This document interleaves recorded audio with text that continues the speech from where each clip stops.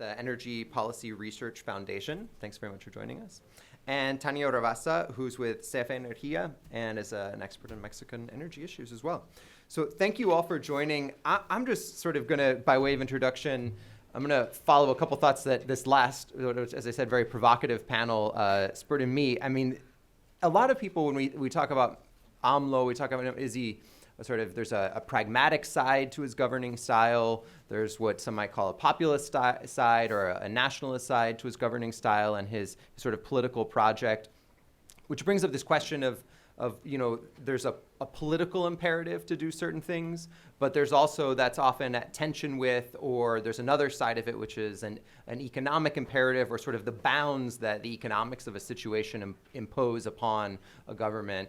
The market we see certainly in terms of the way the market responded to Pemex, but the market in general, how it's been responding to AMLO, has shown, sort of is trying to impose some bounds. I guess the feeling I had leaving that last panel was that the political project is sort of taking all the space in the room, and there's not much of a sense that the market is finding a way to impose bounds on the political project of Andrés Manuel López Obrador. I'm not 100% sure that that's sustainable. And so I want to sort of keep us thinking about that tension and the way in which maybe those bounds are more real than we think. I mean, right now we're just less than 100 days into the new administration. It takes time for market balance, sometimes just sort of pragmatism to find its way through.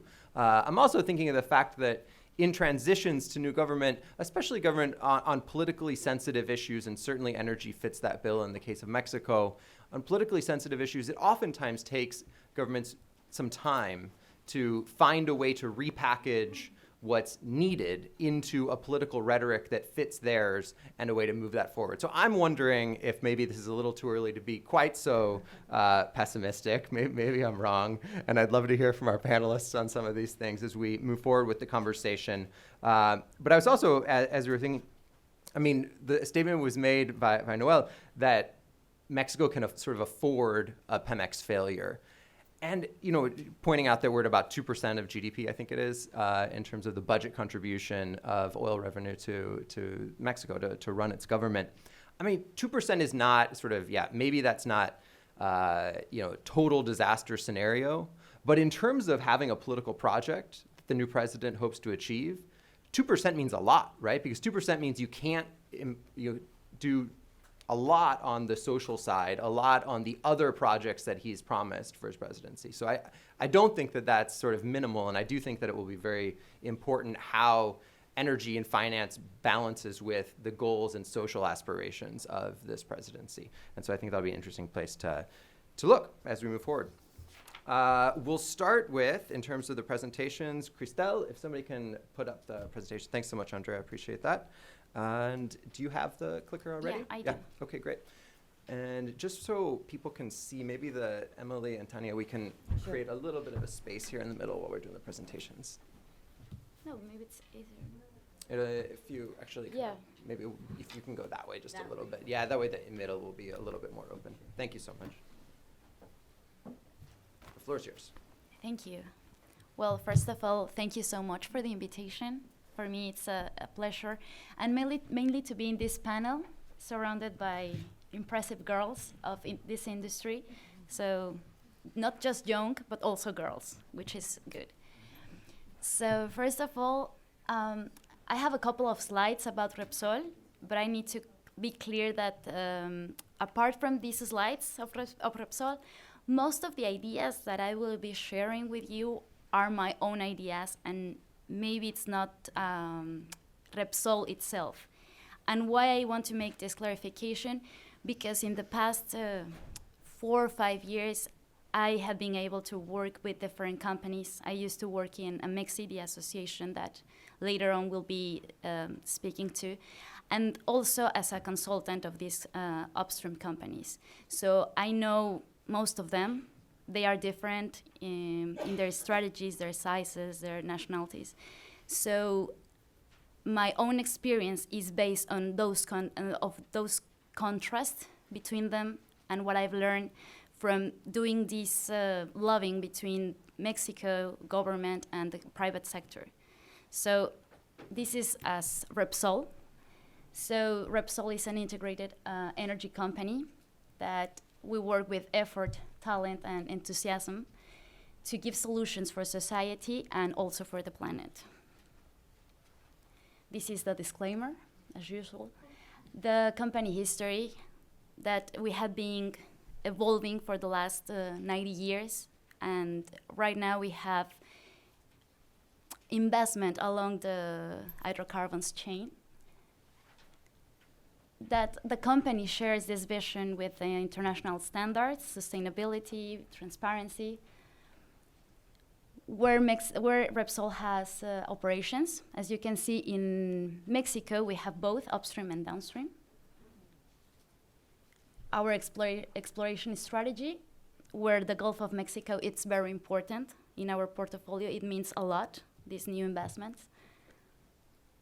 The average that we have in doing exploratory wells, it's of 28 per year, more or less.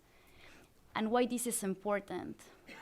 Because I will link these last two slides with the next one. Here are the projects that we have in Mexico. We have 3 offshore shallow water and 3 deep water, and 4 exploration wells committed. And now I left Repsol by a side and start with Mexico. This is the map of what we have done in the last 5 years.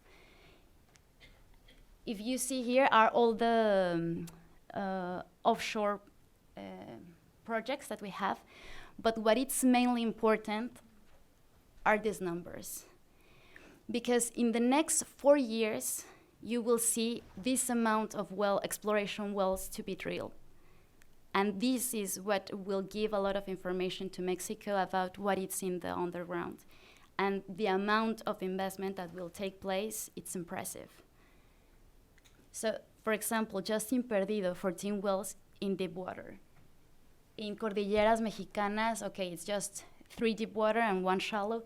But if you go to the south, where we have more information, no matter that, we have 19 wells of shallow and 16 of deep water in the next 4 years.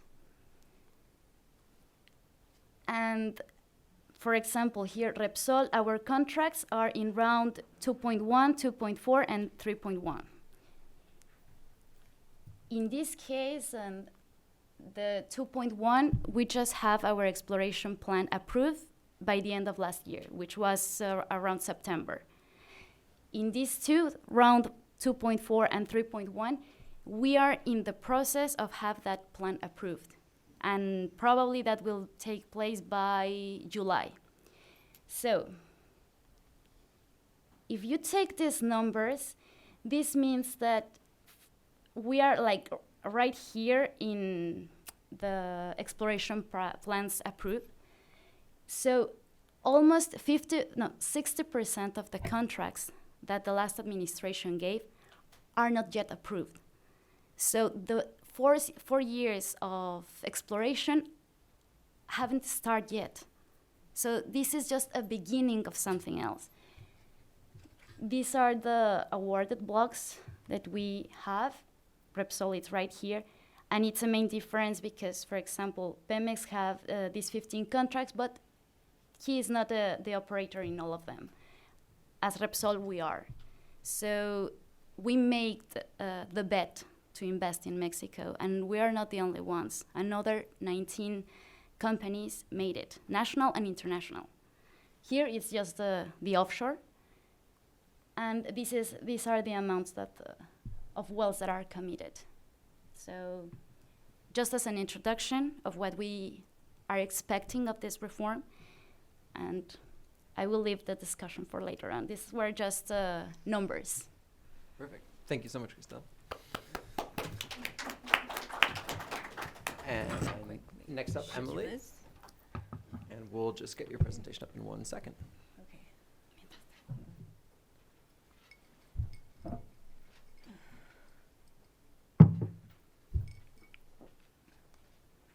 Okay. Okay, thank you. Hello, and I'm very excited to be here today. So today I'm gonna begin by talking a little bit about Mexico's energy reform, because I want to give a brief overview of what this energy reform has meant to Mexico. I want to continue by giving a picture of Mexico's natural gas and conclude by talking about some of the main risks and opportunities that exist under AMLO today. So to begin, a brief story of Pemex. Petróleos Mexicanos was established in 1938 after a nationalist move in the country. So President Lázaro Cárdenas decided to expropriate all foreign-owned oil assets in the country in 1938, and then subsequently created Pemex. So Pemex from its beginning has been a very integral part of Mexico's identity because of what it means and in the moment that it was built. Flash forward to 2013, we have Enrique Peña Nieto as president, who decided to create Mexico's energy reforms. And this was seen as a historic shift from a state-controlled energy sector. So after having decades of Pemex in Mexico's oil production, we started to see some lack of infrastructure in the energy sector, and also a lack of innovation in energy technologies. So this was what created a decline in Mexico's oil production. Mexico's oil production went from producing 3.4 million barrels of oil per day in 2004, that's when production levels peaked. And then after that, they just declined and have continued this downward trend, where now production in 2017 was at 1.9 million barrels of oil per day. So this 32% decline in Mexico's oil production has really put Mexico in a vulnerable position. And at the same time, we saw that the U.S. just created this shale revolution that really changed the dynamics between Mexico and U.S. in relation to energy. So the energy reform main objectives were to transform the natural gas model to enhance energy security in the country. Also to promote infrastructure development and to open access to producers and users and provide for competitive gas pricing mechanisms. As you can see in this graph, while production declined, consumption has risen significantly in the country due to a growing natural gas demand. And I'll continue by talking a little bit more about Mexico's energy demand going forward. But here, what's important to acknowledge is that Mexico, as Mexico's production has declined, also U.S. natural gas imports have increased. And here in this chart, we see it more clearly, where monthly U.S. natural gas pipeline exports to Mexico have just exponentially increased. And Mexico imports gas from the U.S. both by LNG and by pipeline, but pipeline by far dominates this imports because of the price competitiveness that exists. So as a result of Mexico's energy reforms, Mexico has really had to expand its natural gas infrastructure to more easily import natural gas from the U.S. And here we can see Mexico's the components of Mexico's natural gas demand. So Mexico's natural gas demand is mainly coming from from the electricity sector. So the Ministry of Energy estimates a 3.8% annual average increase for the next 14 years. So Mexico will need a lot of gas to feed some of its power plants. So the energy reform has opened up the way to manage this natural gas coming from the U.S. and feeding into newly built natural gas power plants, such as combined cycle turbines. So we're seeing a shift from fuel oil to natural gas in power generation as the main source of fuel for power generation. And this has really benefited the country in order to help it achieve its climate change goals and targets. And Mexico right now is on track to meet those targets. So what AMLO does going forward will really impact this clean energy transition.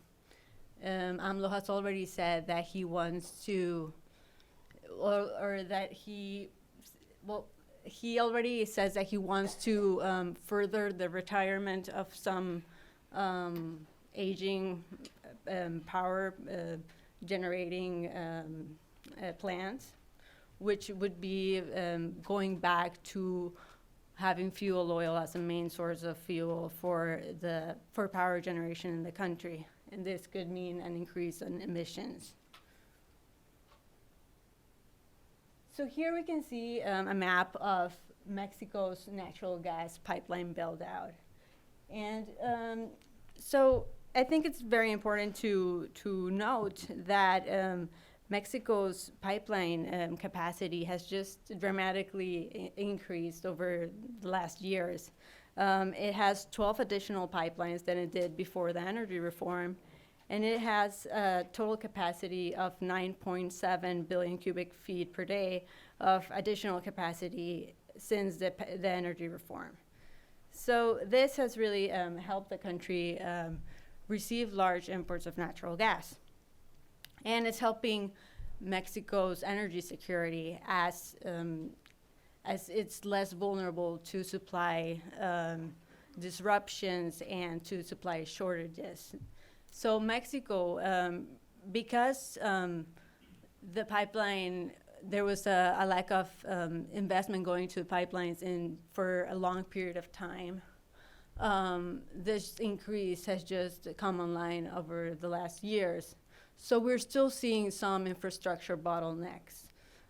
So particularly what's causing the bottlenecks is the lack of pipelines to distribute this natural gas throughout the country where demand centers exist. So this is an ongoing problem, but can also be an opportunity for future investments going into the build out of this needed infrastructure. So as we can see, the pipelines have increased, but there's really a lack of energy storage in the country, and particularly for natural gas. There's no underground storage facilities for natural gas, and this also creates a vulnerability and is detrimental for Mexico's energy security. So I believe that if Mexico wants to be energy secure, it should take advantage of the affordable gas prices that exist in the U.S. and the competitive gas prices that Mexico receives, which are the best prices in the world, some of the best prices in the world for gas. So it should take advantage of that, but at the same time, develop its own natural gas and oil resources. But this needs to be a gradual approach because we won't have production overnight. So this should be part of AMLO's energy security strategy, to develop storage, continue importing gas, but at the same time, putting investments in the much needed infrastructure to have a strong natural gas market going forward. So some of the key risks that I see in Mexico's natural gas projects under today's circumstances is increased state control over Pemex and CFE. And at the same time, uncertainty over the development of oil and gas resources. There's a potential of a cut in U.S. natural gas, which could be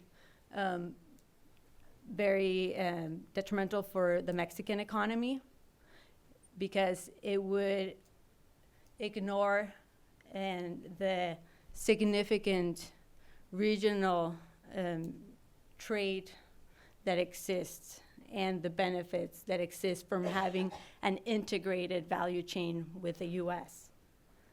At the same time, there's a growing risk for natural gas supply disruptions and electricity shortages in the country. These are already a problem, and they could exacerbate going forward. At the same time, the energy reform created tremendous opportunities in Mexico's energy sector. We've liberalized Mexico's energy sector for private sector competition, and we've done so in a transparent way that opens the door for many future opportunities. Mexico has abundant natural gas resources with an estimated of 445 trillion cubic feet of technically recoverable shale gas resources in the country, which is a significant amount. Mexico, I believe it's about the fifth largest the country with the fifth country with the largest natural gas reserves in the world. So Mexico has a growing demand for natural gas electricity that will create opportunities for private sector investment and participation. And there's also a need for additional natural gas infrastructure. Like I said, storage is very much needed in the country, and this should be a priority for energy security. Like I mentioned before, geographic proximity between the U.S. and Mexico creates favorable logistics that are very attractive for future investments in the country. So with that, I will wrap up. Thank you. Thank you.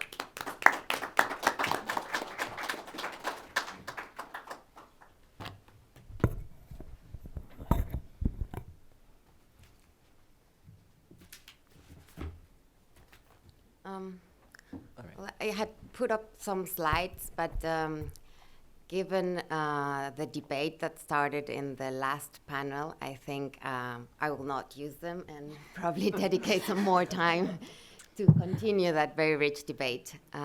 So first of all, I'd like to thank the Mexico Institute for the invitation, and particularly Duncan Wood for inviting me to this panel, which rather than new voices from the Mexican energy sector, I think should have been titled something like Women's Voices from the New Mexican Energy Sector. And I would also like to take this opportunity to recognize the Mexico Institute work to track the energy debate in Mexico and assess the challenges that have arisen since the 2008 reforms. I think today's conference is very timely and very pertinent, and hopefully also useful in setting the table for further analysis, but from a different perspective than the one we've been analyzing the situation so far. So before going into Mexico, just a little bit of a background. Jeremy used the word fluid. And actually, I was for what's going on in Mexico. And in Mexico, there's a saying that there's no hay dos como Mexico. It's like Mexico, it's unique. But nowadays, I think that fluidity, or something that the economists in the World in 2019 edition called, going into 2019, the world looks wobbly. So in that sense, I think Mexico is not the exception. And so we are seeing like more fragile economy, jittery markets, this China-US frictions. China's growth rates are slowing down. India speeds up. And then the US expansive economic growth looks like might come to change at the end of the year.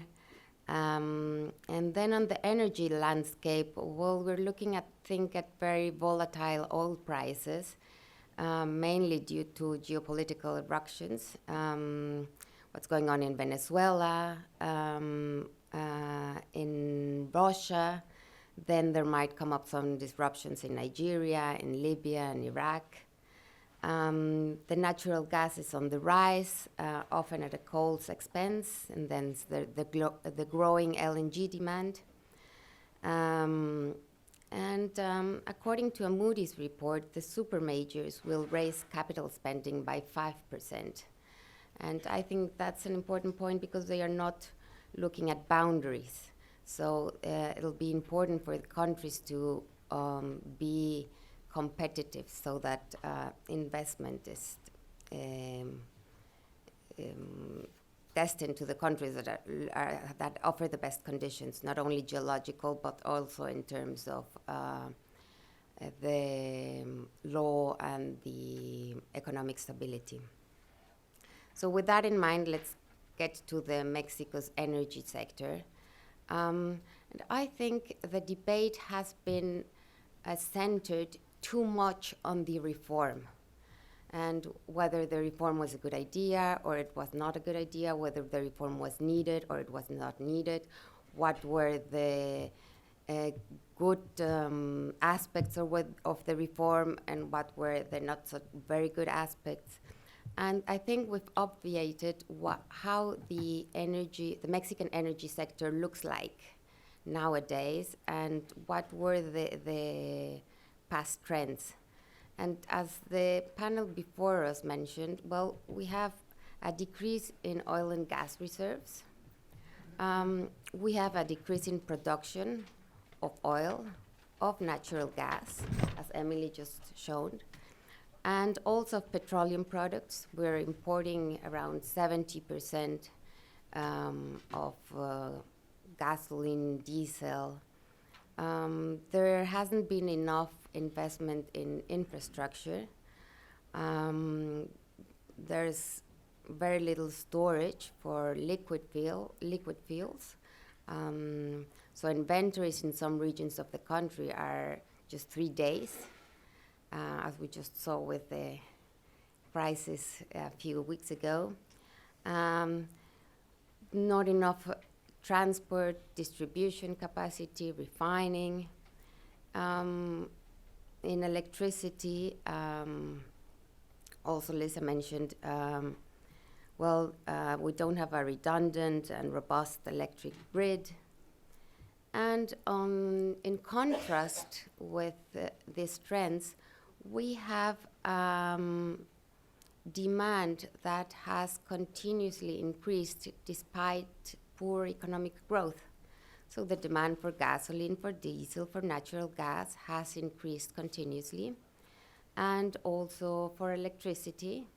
And that's, as I said, with a rather poor economic growth.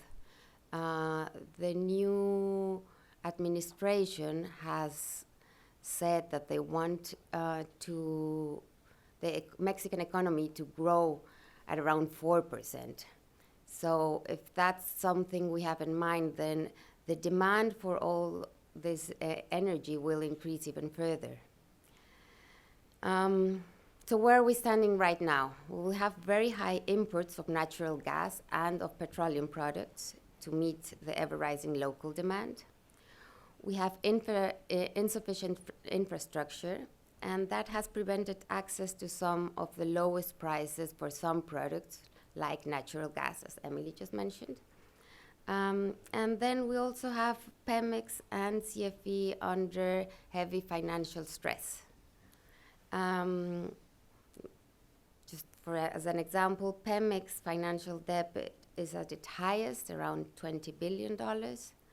And then we wonder why the 2013 constitutional energy reform is so widely held around the world, but it's still very controversial in Mexico. So I think the constitutional energy reform was very successful in terms of opening the energy sector, attracting investment, conducting successful rounds for E&P and also power auctions. But in Mexico, the population, as Jeremy mentioned, has not seen any reductions in tariffs or in gasoline prices, and not only domestic tariffs, but also the industry.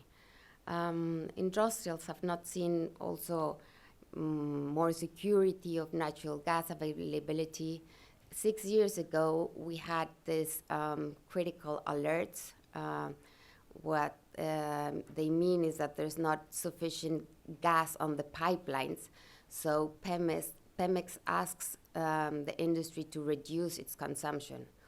That was before the energy reform, and now we're 6 years after that, and apparently we might have some critical alerts again. So I think the challenges of the energy reform are enormous. We should look at those challenges not because there is a new administration. I think no matter what have happened, whether we don't have re-election in Mexico, but even if the same administration would have go on for the next 6 years or so, those challenges would have been exactly the same ones, I think. But now we also have a new administration that represents a new paradigm. However, I think we have a good starting point, reasonably good starting point to address those challenges. First of all, the Mexican economy is pretty much diversified. Public finances are much less dependent on oil revenues, but still 20% of the Mexican budget comes from oil revenues. So even if it's only 2% from the GDP, it's 20% from the budget. And I don't think the new administration or any other administration would look at raising taxes to cover up for that. Just thinking about what was mentioned in the last panel by Noel regarding whether it doesn't really matter and Mexico really doesn't need Pemex anymore. Well, I think one of the questions would be, if you really don't want to raise taxes, you probably do need it. We have a very solid banking system. We have an autonomous central bank with very high credibility. So I think having that setup makes addressing the challenges posed by the constitutional reform a little bit easier. And to be fair on analyzing how the new administration will face those challenges or will address those challenges, I believe, we have to take into consideration, just as I mentioned earlier, the international context, the current situation of Mexico's energy sector, and also the new priorities in the agenda of the new administration. So how will the new administration address those challenges considering all those variables?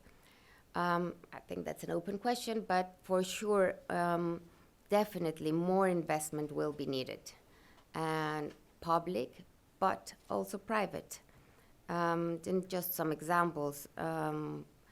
The E&P budget for 2019 was 10 million, and according to CNH, just to withhold the fall in hydrocarbons production, we would need around double that. So I think two issues we should have in mind thinking about how to address those challenges. One is the project's pipeline that will make the new vision a reality, and we've heard some of them, like the new refinery and the increase in production, but probably some more will come online. And secondly, the development of funding mechanism. And I think the gas pipelines built during the last administration are a pretty good example of that. They were not built because of the energy reform. The legal framework before the energy reform already allowed for private companies to build those pipelines.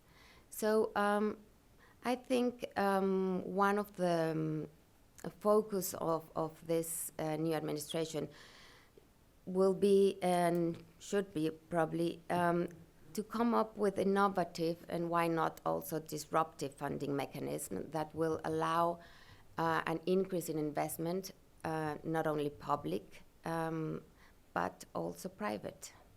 And with that in mind, I'll leave it at that. Thank you very much. Chris, if you allow me, I want just to take some of the points that Tania mentioned. Sure, go ahead.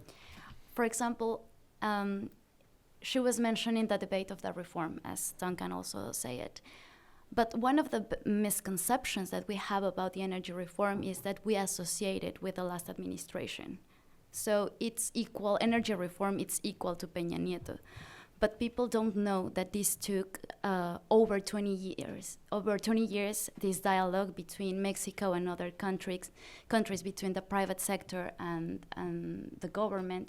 So this was a learning curve for the people that was in charge, for the companies, and for society. So if we avoid to make that, that similarity, that association, we can keep moving this dialogue, because one of the challenge that we have as an industry is to share the benefits, the timeline, the impact that we have. So we have that problem with the previous administration, and that's why they sell it in not the best way, let's say. And right now, the current administration is having the same problem, because they are telling numbers that will not be able to achieve. So we need to clarify and to make better this message, but also take in consideration that a few years ago, if you were a common Mexican without being in this sector or in a lower society, let's put it, Pemex was the only constant in your life. Right now that we have different brands around us, like in the fuel stations, some Mexicans ask themselves like, oh, I thought Pemex was the only thing outside. So it was a contrast to know that you deserve liters of 1 liter. We didn't have that before. It was like you need to search for the gas station that give you a complete liter. Right now they are competing in efficiency, in service, in other things that we as society are learning. And also this new generation, we are here and we are trying to establish a dialogue in an international debate. We didn't have that before. So those are the other things that we need to see, that the energy reform, it's giving us as a society, and how this increases our competitiveness around the world. Mm-hmm. So it's not just a thing of Andrés Manuel. We have long-term contracts, and as companies, they see it this way. So it's beyond the administration, and we want to have this dialogue with the new administration to keep moving this dialogue. Thank you. So in a few minutes, we're going to go to questions from you all. So start thinking about what you'd like to ask the panelists. But let me just stick with you for 1 second, Krista. I mean, can you talk to us about how it is that you see industry responding to this change in paradigm, this new administration? I mean, and for, for this is, I'm asking you sort of the question more broadly about industry, but then specifically, I mean, for Repsol, is it business as usual in terms of managing the blocks that you already have, the contracts that you already have, or is there a shift that's happening because of this new paradigm that's sort of unfolding, or maybe just this uncertainty that's unfolding? Honestly, there's no change. This is business as usual, because sometimes they ask us like, yeah, but what about security in the previous years? But we operate in difficult countries, different environments, and the bet is there. So right now, as someone was telling me, we have operations in Latin America. We know that this can happen, and we will keep moving on, because the contract, as I mentioned, we will be doing exploration for the next 4 years and maybe for the next 12 years, because we can increase those periods. So yeah, it's just a matter of giving the right message and explaining that we will not have production in the next 3 years, of course not, but that we are investing in Mexico, and that's our bet. Yeah, that makes a lot of sense. The longer term view. Emily, let's see. So we talked about the pipelines that are needed, sort of the increase in natural gas imports from the U.S. over recent years. I mean, I'm thinking back before the reform and before some of those investments. I remember hearing about natural gas shortages in Mexico. Companies that weren't able to get gas they needed for all sorts of purposes, including chemical production, things like that. Now we're, at a point in which we're thinking about, aiming to cut some of those imports from the United States.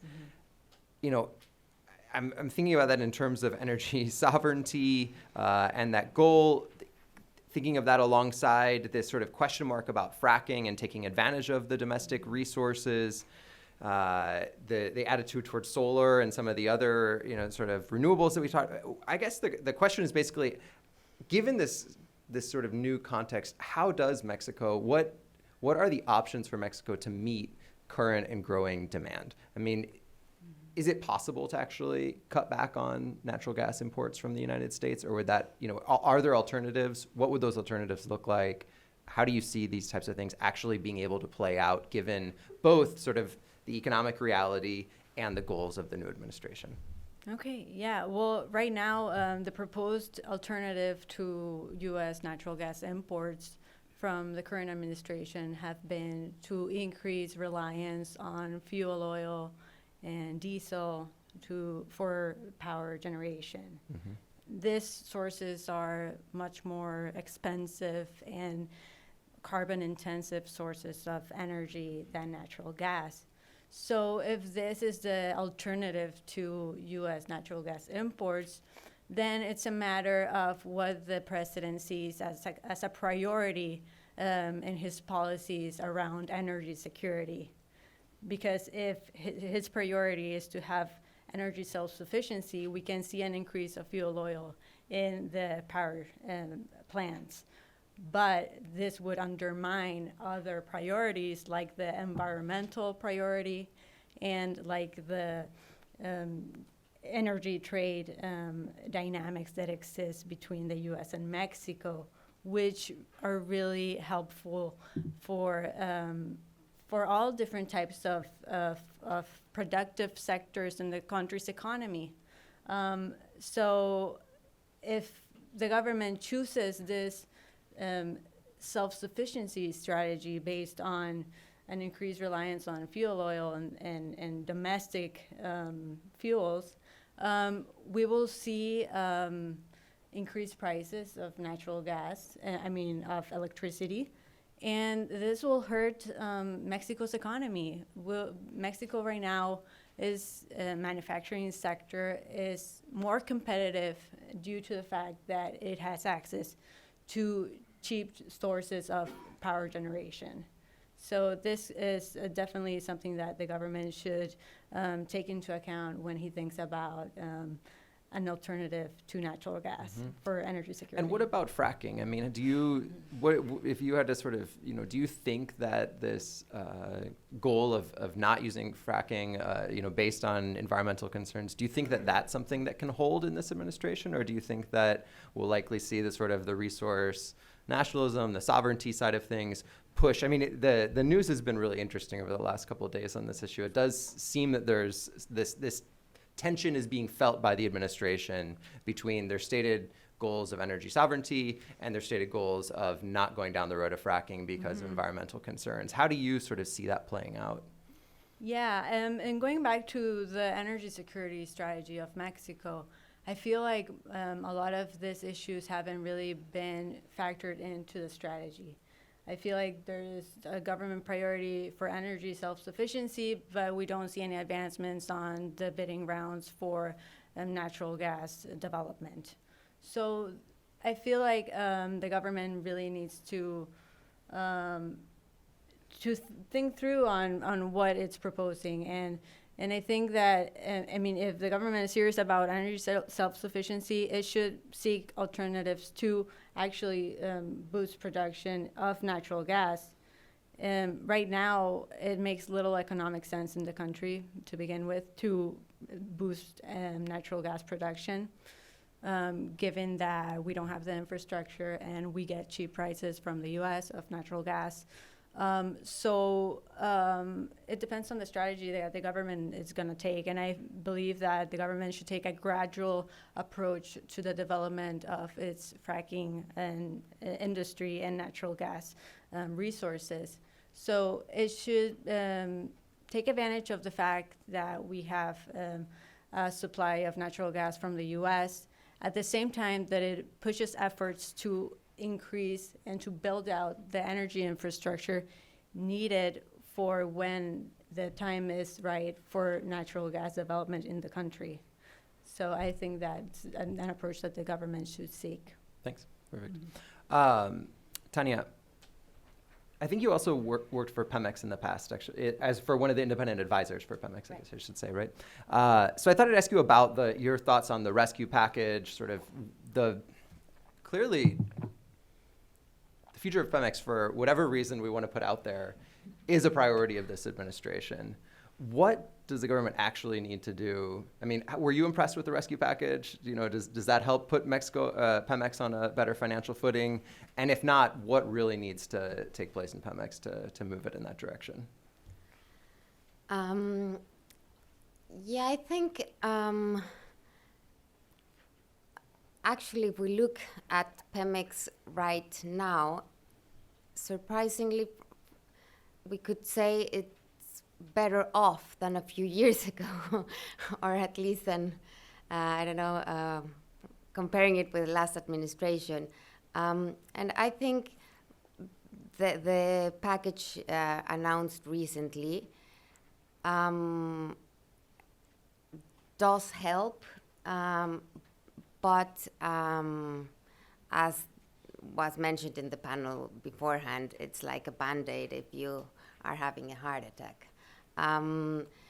It helps financially, but I think it helps more in the sense of sending some positive signs to the market, in the sense of the government backing up Pemex. Obviously, the Pemex difficulties are not only financial, they're also operational and human capital, and et cetera, and all of those are not addressed with the announcement that was just recently made by the Ministry of Finance. And have you heard other sort of, what's your take on plans? And I'm not actually sure how clear the plans are yet for a broader strategy for a deeper rescue of Pemex. But what's your sense of where the administration's heading to address some of those deeper issues? I think I don't know, but I would assume there are some strategies being thought of to address several issues. I also think that this government, in contrast to the previous one, is it's a government of action, and they want to show people that they are doing things. So in that sense, I think it's also important, this message they gave out, even if it's not a whole strategy that will address the whole problems of Pemex, it's also demonstrating that they are doing something about it.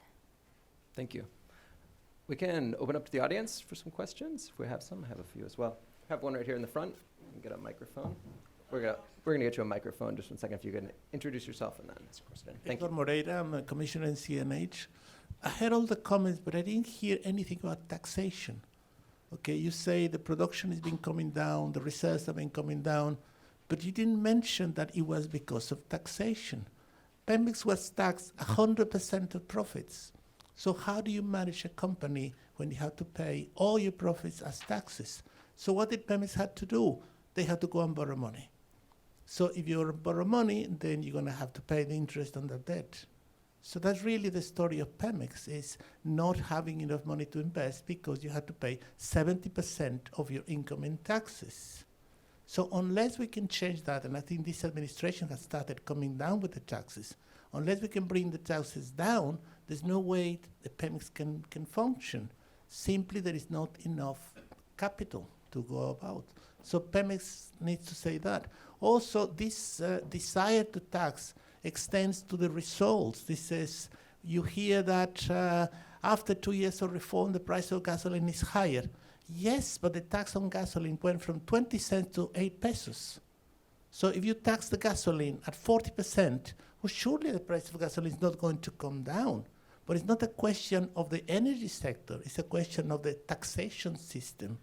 So unless we can face, and that's where Tanya's comment was, the fact that Pemex is not that important and that we should not load on Pemex or load on the people that buy the Pemex products, it's very difficult to solve the problem.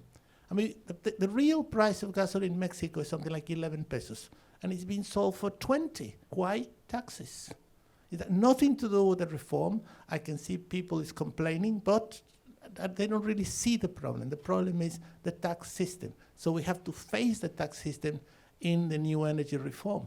And that's one of the reasons, again, why the energy reform is doing so well, because the new companies are being taxed according to the bidding. So they're being taxed at a lower rate.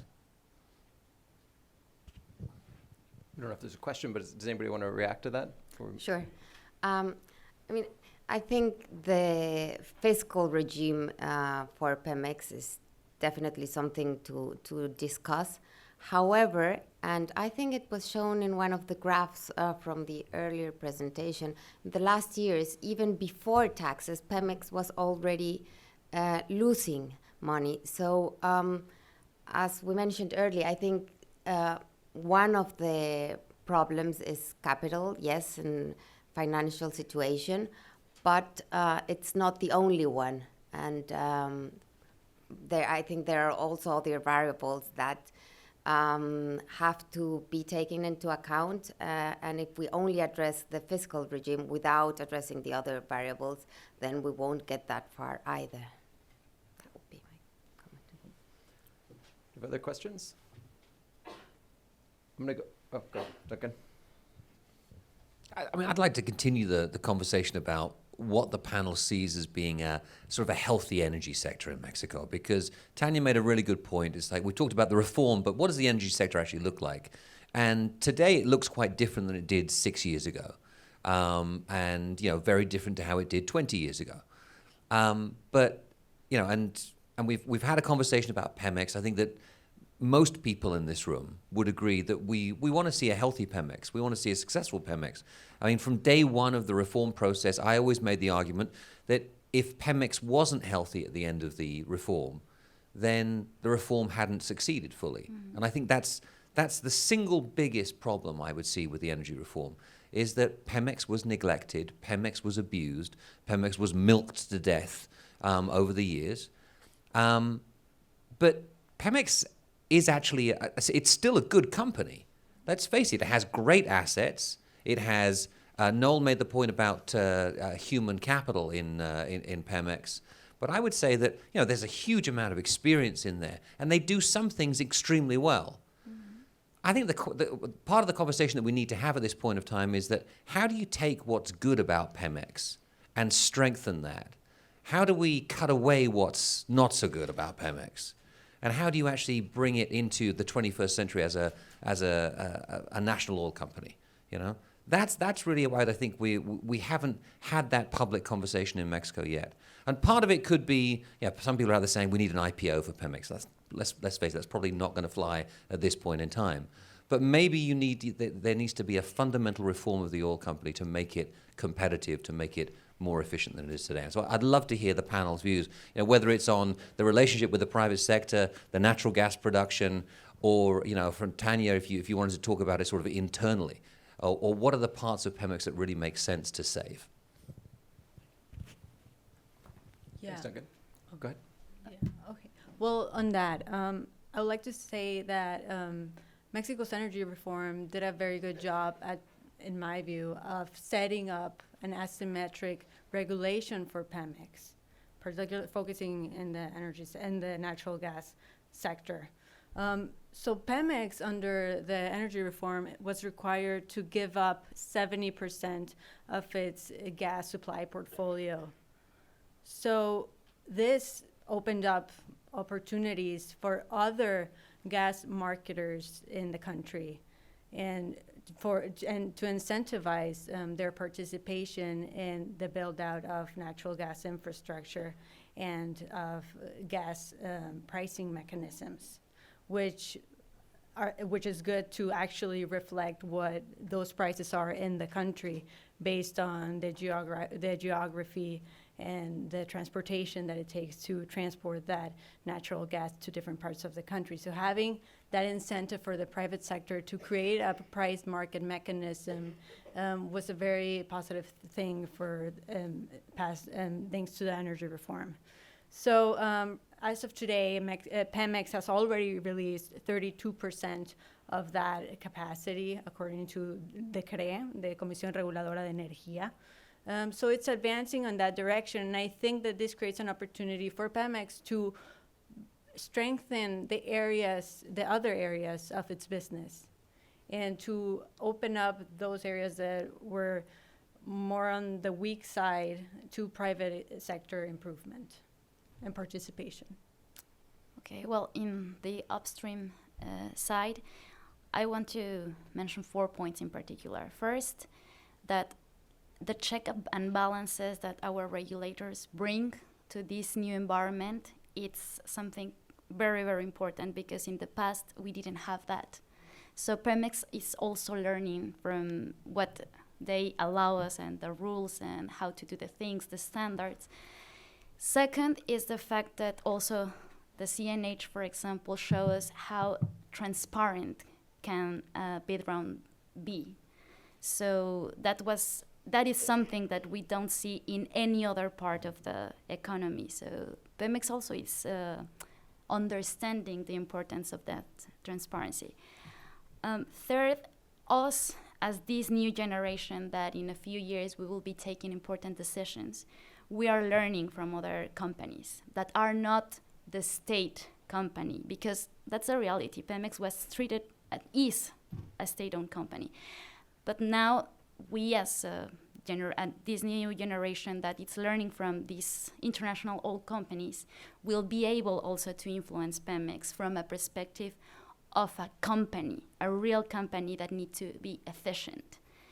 And third, that also we want all these things to be able to apply in not just in upstream, but also in the other parts of the chain, of the hydrocarbons chain.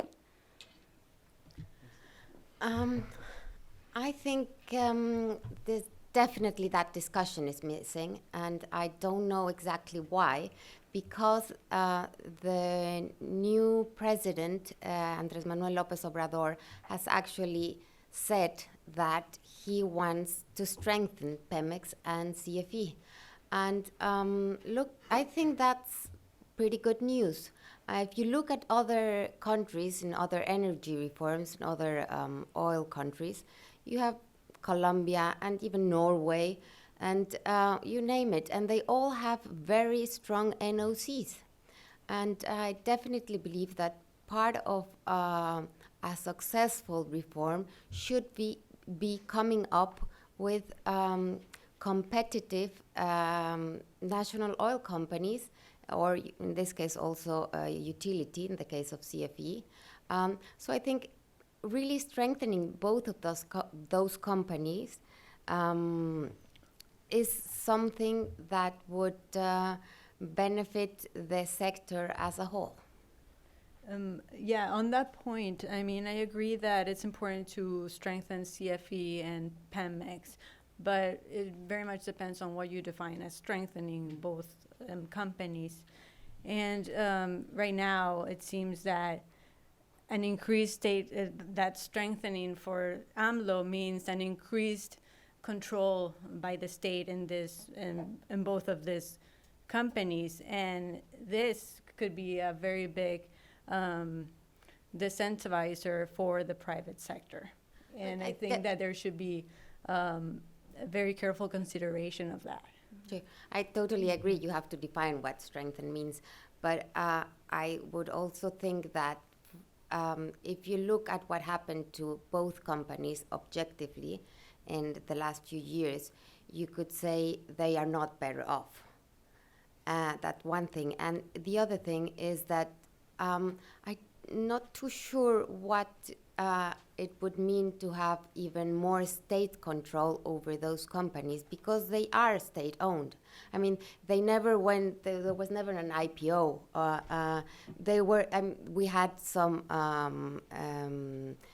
independent board members, but the state has always controlled them. So I don't think that's changed a lot. But state control, I think, also refers to the market, right, as a That's whole. And definitely- so, no, it's absolutely. But I just want to bring up the question because I think it's an Right. important one. And CFE gives us a really interesting sort of case to think about in that context. I mean, you have a huge, very dominant player, and then the introduction of the goal of having a competitive market happening, working alongside that. And so I just want to sort of ask you all about, I know, I mean, Emily and Tanya, I imagine in particular, have thoughts on this, how it is that you can have that work together. And then, though, linking it back to when you do have, essentially, I guess the question is, can you have a competitive market with private sector players while you're already having a dominant player and now are in a position where your goal is essentially to strengthen the position of the already dominant player? I mean, how does a private market continue to function in that context? It won't function if your dominant player is not functioning. So I think what you have to do is strengthen that player without letting it not be dominant anymore.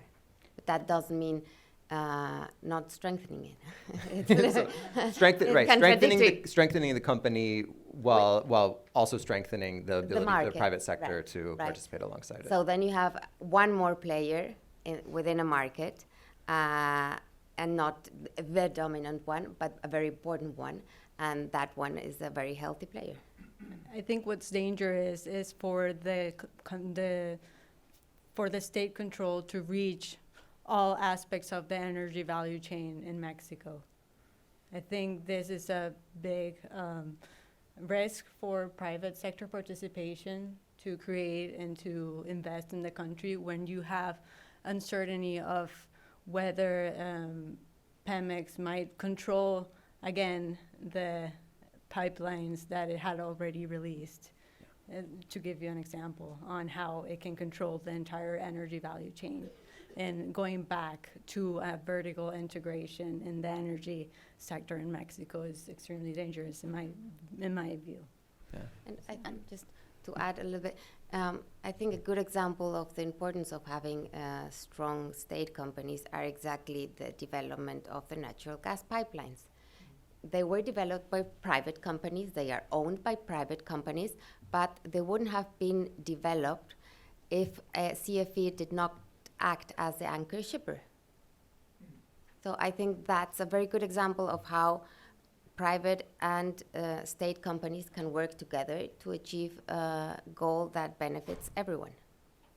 Thanks, Krista. And just to finalize, it's important for us to share this knowledge with Pemex and the farm outs and the change of the farm outs. That one lesson learned from the CNH is that they should not choose the partner of Pemex. And if they achieve to make that fix, that Pemex can choose their own partner, that can increase the possibilities of farm outs to be successful. Thanks. So I think we've come to the end of our time here. Let me thank you all immensely. I was feeling very pessimistic at the end of the first panel, and I'm feeling slightly more optimistic. I'm still pretty worried about a lot of things, but I'm feeling slightly more optimistic now. But what really makes me feel optimistic is the fact that we know that we have young, talented people like you who will be leading the sector in the future, and that is for you. If you have a longer-term view, that's where you can, I think, find optimism in the situation. So thank you all very much. Thank you very much.